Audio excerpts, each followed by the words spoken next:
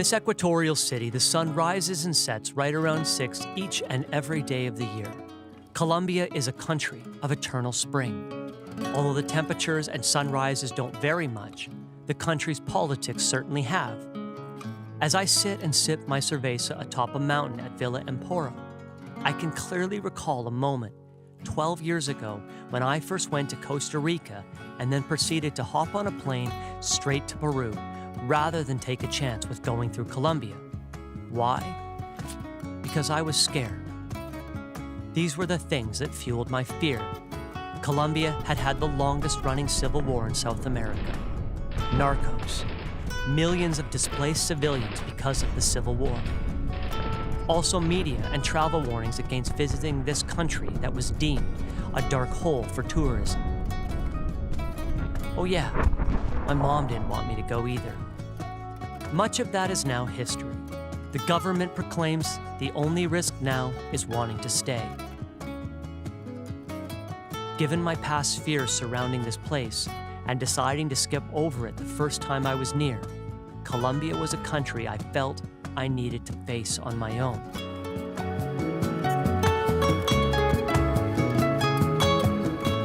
Today, Colombia is probably the best place to be because Colombia is having the wildest, most interesting change ever in all its history.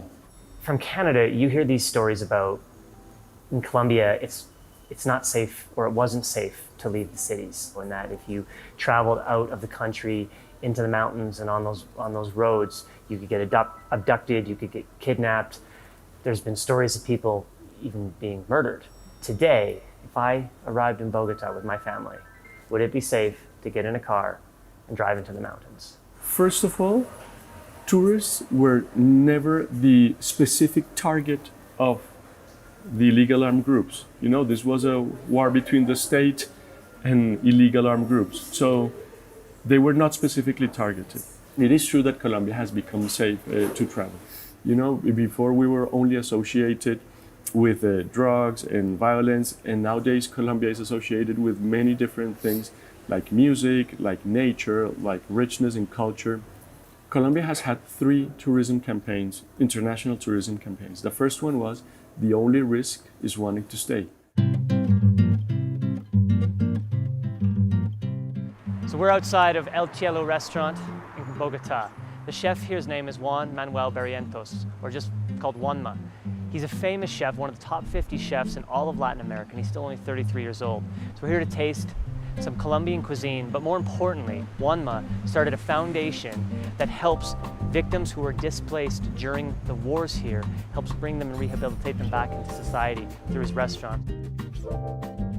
El Cielo is a restaurant known for mixing avant-garde techniques with traditional Colombian cuisine, resulting in a unique gastronomic experience. Think of it as part art, part science, and part good old-fashioned cooking. The result? Well, it's kind of like visiting a spa or an amusement park, but for your mouth. A light steam, some tasty bubbles, a little chocolate cleanser, exfoliating scrub, warm rinse, and you're left feeling very satisfied.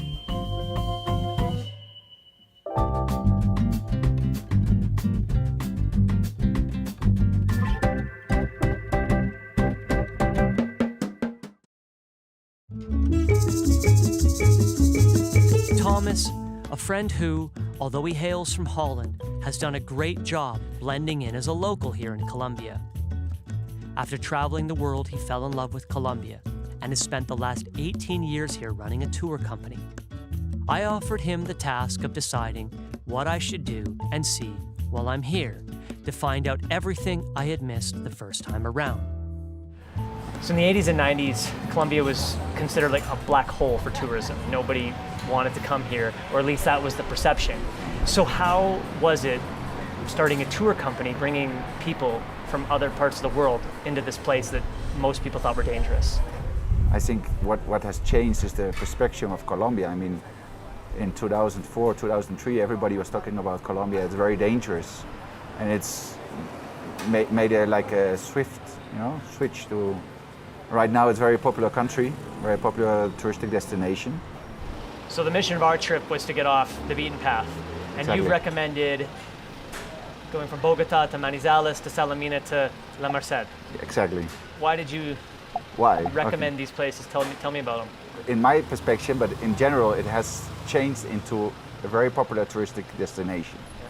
And because there are not too many logistics, people go with one very famous book, I won't say the name, but everything is written down and everything does the same.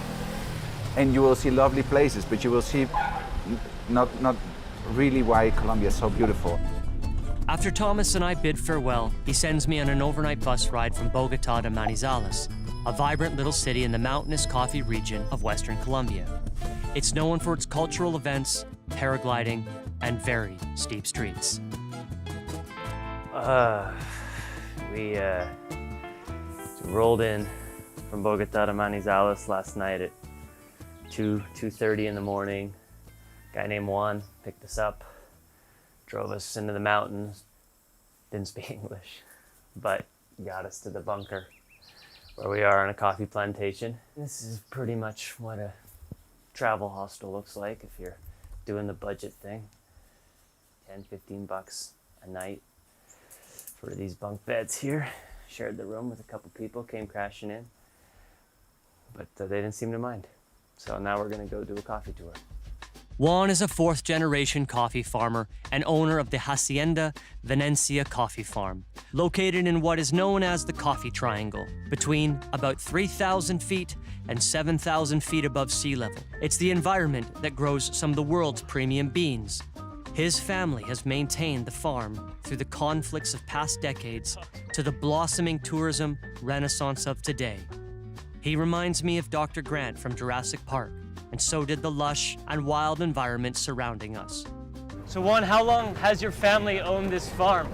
I'm fourth generation in coffee. Yeah. From my mother's side, 4. From my father's side, 3. And we've had it for almost 55 years. The country's gone through an incredible transformation in those last 15 years. How long have tourists been coming to this coffee plantation? For about 9 years. About 9 For years. about 9 years, we started to receive visitors. There was a time where nobody would come to Colombia, and as a matter of fact, lots of Colombians were fleeing away because of all the insecurity that was happening at the time. Not far away from here, where you had the presence of all these guerrilla movements and paramilitaries basically dominating areas. Whoa! Look at him go. This would be the seed of coffee. You plant it. It takes 7 months to be this size. Once it's this size, you plant it in the soil. Remember, natural Arabica is letting it dry with the pulp like this. Washed Arabica is removing this, which is the pulp. Put those 2 seeds in your mouth and suck them. Sweet. They're sweet. Remember, this is the fruit of the coffee plant. Those are the seeds. They will be sweet. Washing the coffee, it's removing the pulp and removing that sweetness and then drying the coffee. Specialty coffees, you can dry it with that mucilage, for instance, with that sweet part. You have to do it very carefully because it can rot very quickly because of that sweetness. Yeah. That sweetness will alter the taste of the seed a bit. When you roast it, it will develop a bit different. And if you do it well, it will taste great, but it's very, very difficult to actually do. That's why you can only make it in very small amounts, and it has much higher prices, and it's top of the pyramid. This is like a 3-dimensional map of Colombia where you have the mountains, and it shows the mountains. It's like high school all over again. Yep, it is.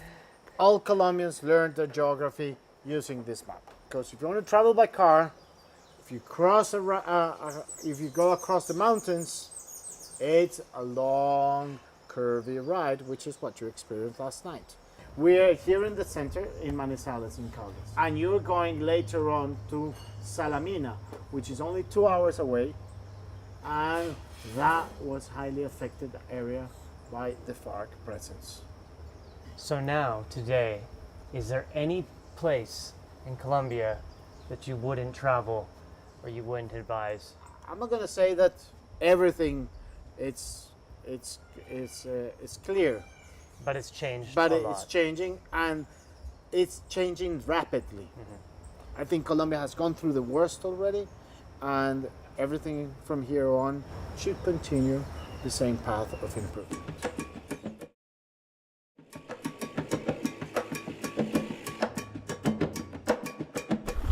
That's the bus going into town.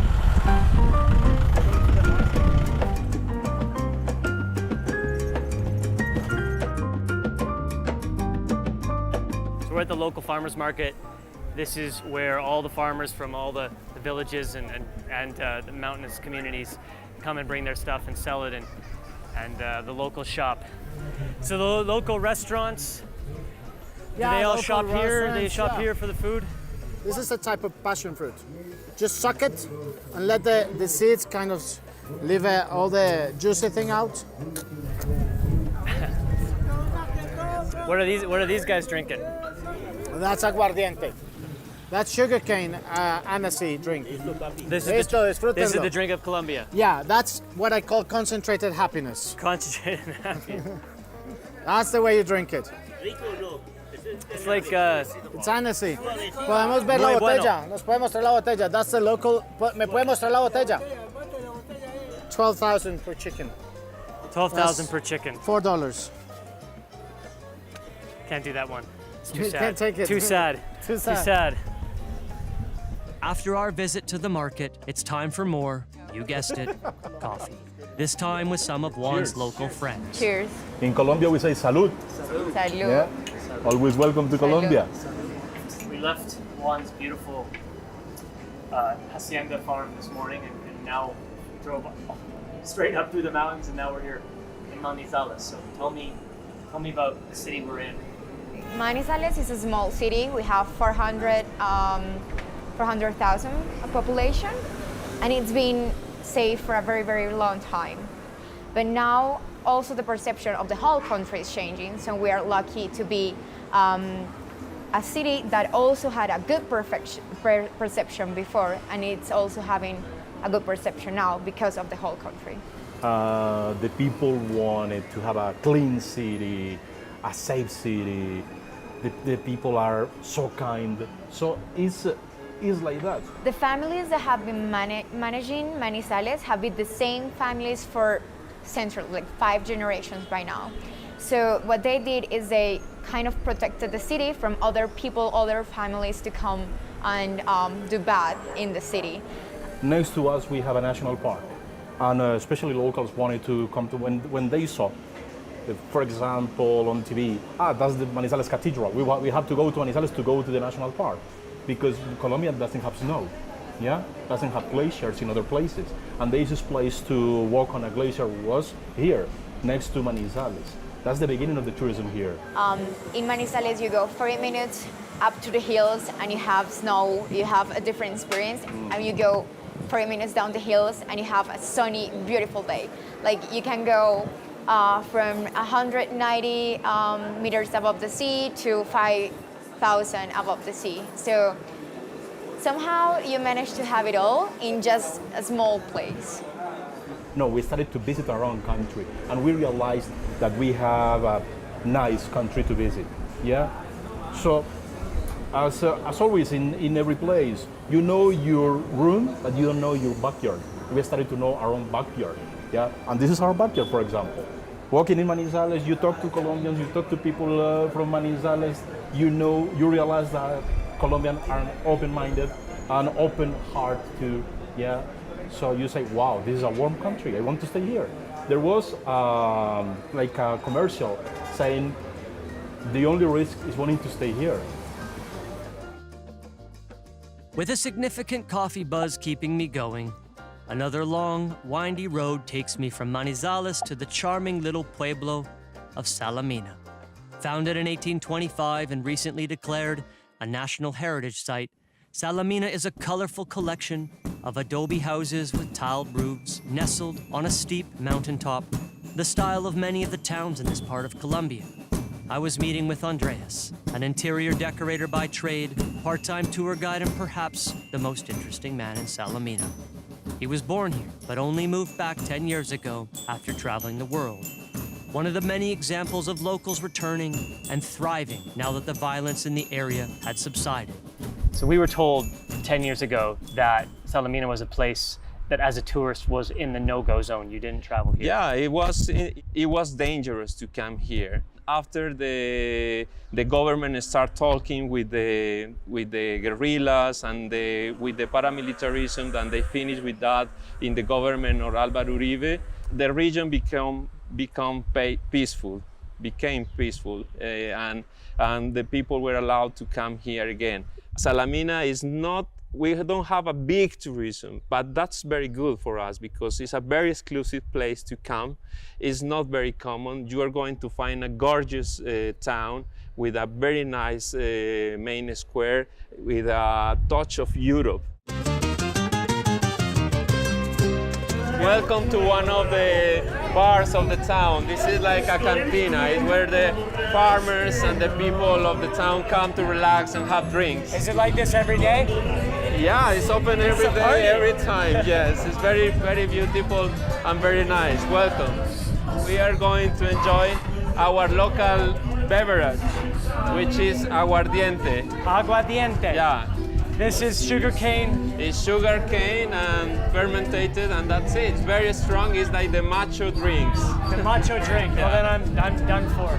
Yeah. And welcome to Salamina. Fondo blanco. Todo. It's gonna be a long night. I can tell.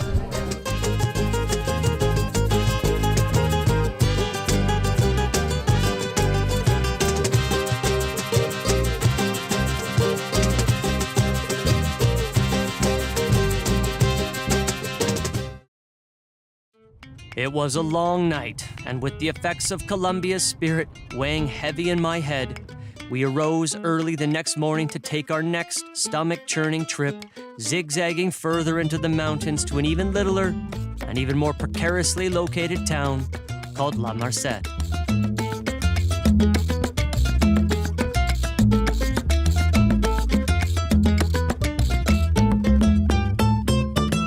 To give you an idea of exactly how far out we are into the central mountains of Colombia, we started in Bogota, a city of 10 million people, drove 9 hours on an overnight bus to the city of Manizales, which is about 500,000 people. And then we drove another 2 hours out of Manizales to the city of Salamina, which is just on the cliff of a mountain, and that's about 15,000 people. And then today, we went another 2 hours into the mountains to a little city, La Merced, which you can see over my shoulder. Now we are on these roads here where the Colombians wouldn't travel to for many, many years, and of course tourists didn't travel here. And still today, we haven't seen a tourist in 3 days.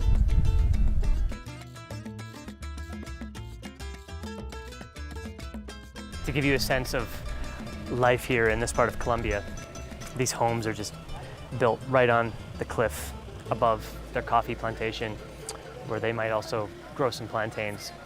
And the homes that are located lower in the mountain valley, there's no roads to access them. So in order to bring their harvests into town, they first have to take mules all the way up the mountain to get on jeeps in these dirt roads and then bring their stuff into the small communities.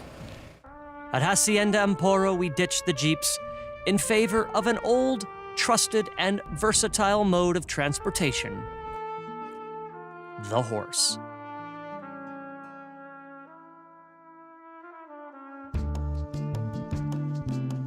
Ascending into what felt like the sky itself, the clouds rolled and billowed against the mountains. This kind of heavenly splendor brought to mind the magical realism of legendary Colombian author Gabriel Garcia Marquez. I certainly saw where he drew his inspiration.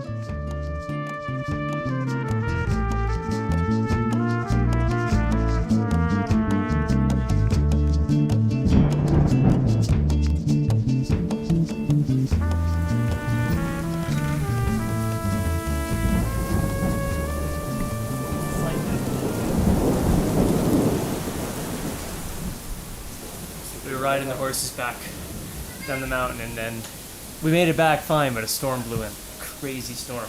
All the power's gone out at the villa. And we're just camped out in here, drinking beer, because we can't make our barbecue. So we'll just drink beer and light candles and get to know each other really well. Sí, gracias. Salud. Ok, salud. Sí.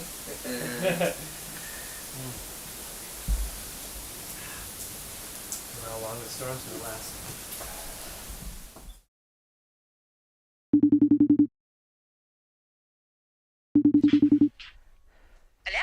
How are you? Can you hear me okay? Already frozen. Where are you, Daddy? I'm in the mountains.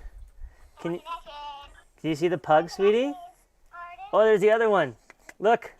I can't see you at poor connection. Oh no. You can't see the dogs?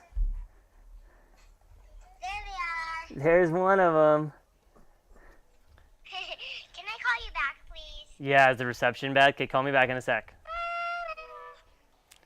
Is that better? A little bit. You're still freezing. Can you go inside? It won't make any difference, sweetie, where I am. Next time you go on a trip, can I come with you? Of course. Of course. Well, we're going to go on our next trip together. What have you been doing so far? Well, we've been riding on jeeps and riding horses and drinking coffee and trying to learn Spanish, doing a little filming.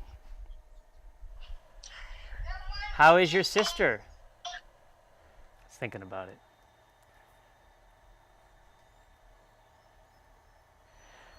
All right, well, caught a few minutes, but couldn't get a solid signal, so have to try again later.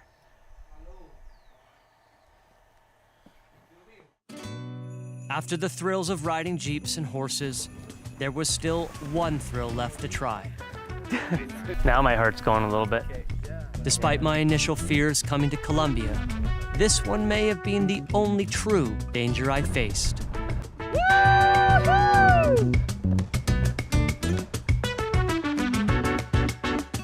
As I sailed through the skies with the sun setting on my time here, I couldn't help but agree with the country's marketing statement. The only risk to visitors in Colombia is wanting to stay.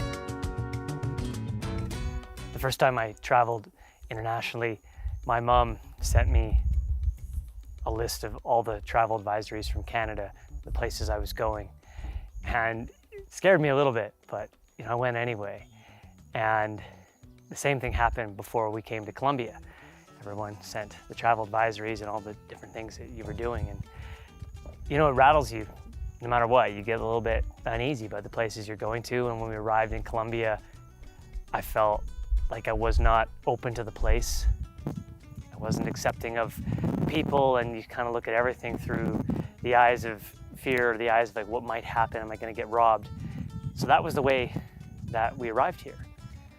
But fast forward a week later, and we're in the mountains.